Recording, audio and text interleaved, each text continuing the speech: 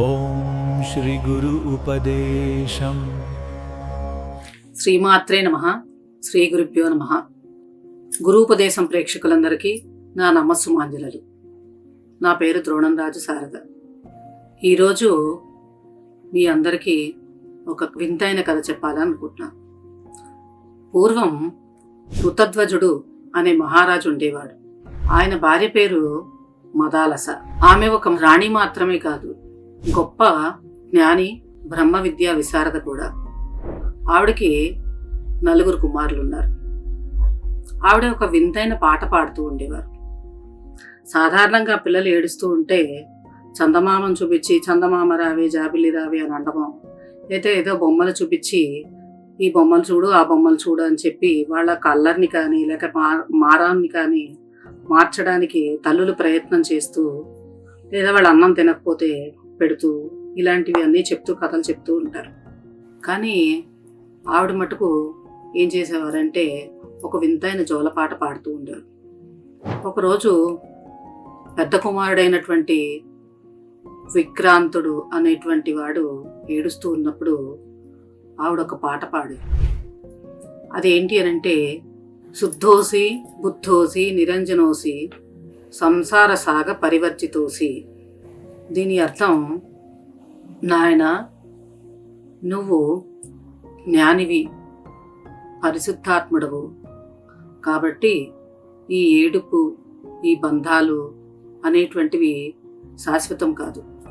నువ్వు అంటే కేవలం శరీరం మాత్రమే కాదు, ఆత్మ అని ఆవిడ దాని యొక్క అర్థాన్ని గొప్పగా వివరించారు.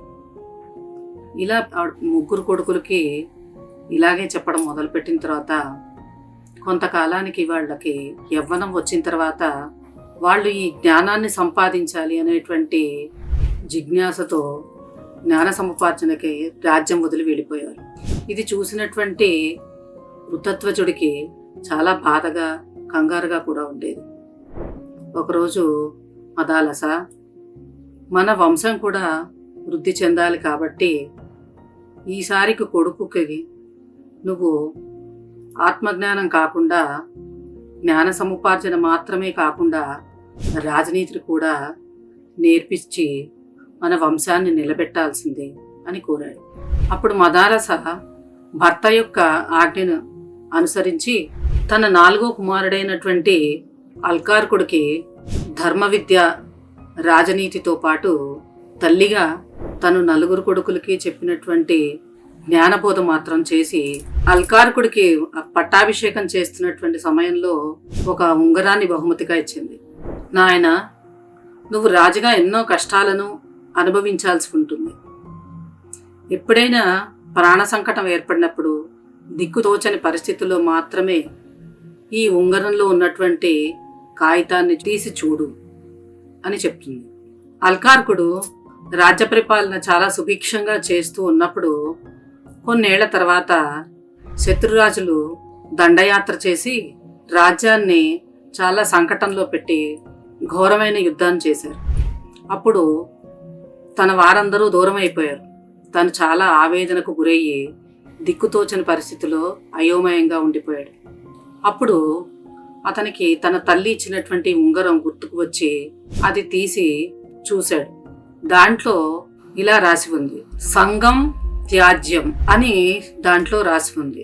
దాని అర్థం ఏంటి అంటే, అన్నిటినీ వదులుకో, ఒకవేళ నీ వల్ల కాకపోతే సద్భిః సంగః కార్యః అని కూడా రాసి ఉంది.